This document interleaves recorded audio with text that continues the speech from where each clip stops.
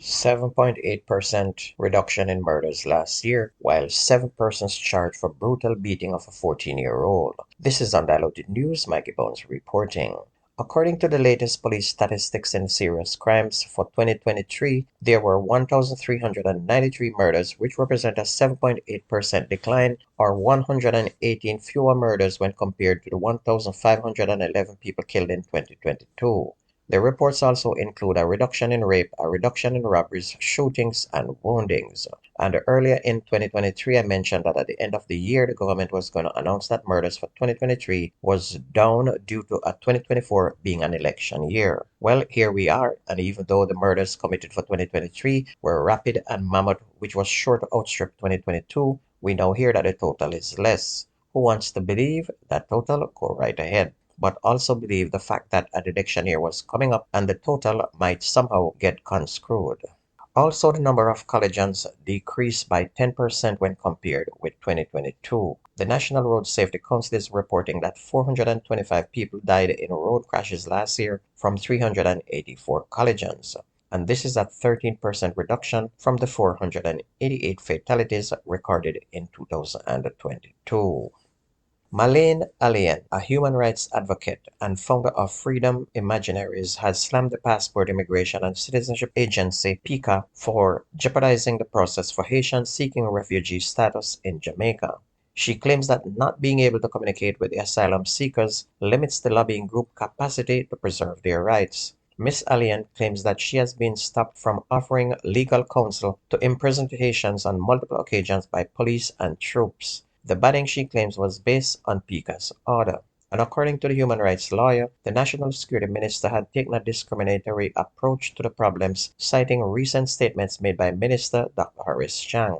She said the minister policy states that because of the problems with Haiti, Haitian asylum seekers, migrants who entered through irregular channels, are not eligible for refugee status, and there is no question about them speaking with an attorney because they are just subject to immediate removal. Ms. Allen said based on what the minister suggested and what is contained in the Aliens Act, she assumed that Haitians have been deemed to be undesirable immigrants.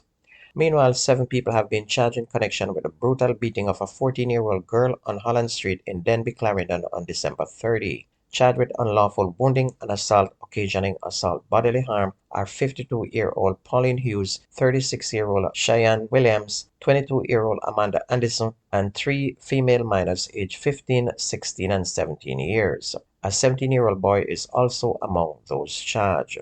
The adults are slated to appear in the Maypen Parish Court on January 11.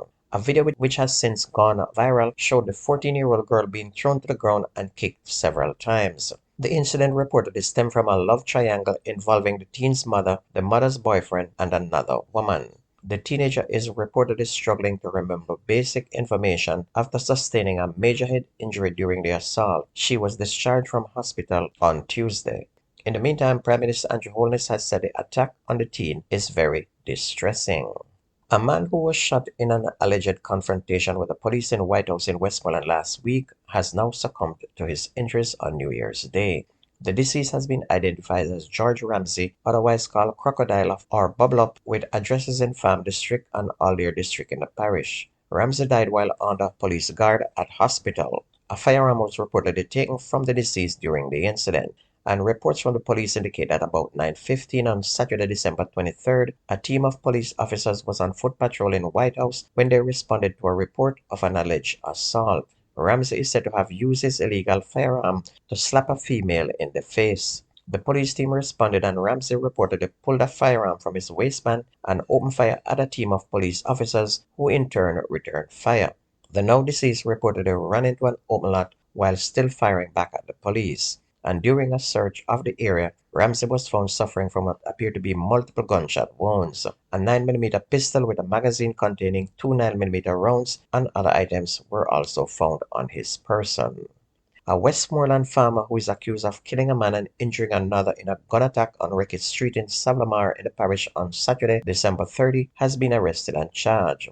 Charged with murder and wounding with intent is 25-year-old Tommy McFarlane of Ricketts Avenue in Savlamar, Westmoreland, and he's accused of killing 27-year-old Kemoy Wilson, otherwise called Moy. Reports from the Savannah police are that about 10:55 p.m., Wilson and another man were standing on the roadway when a black Toyota Voxy motor car drove up and McFarlane and another man opened gunfire. Both men were taken to hospital where Wilson was pronounced dead and the other man admitted for treatment. The following day, McFarlane was apprehended during a targeted raid and was taken into custody where he was subsequently charged, and his court date is now being finalized.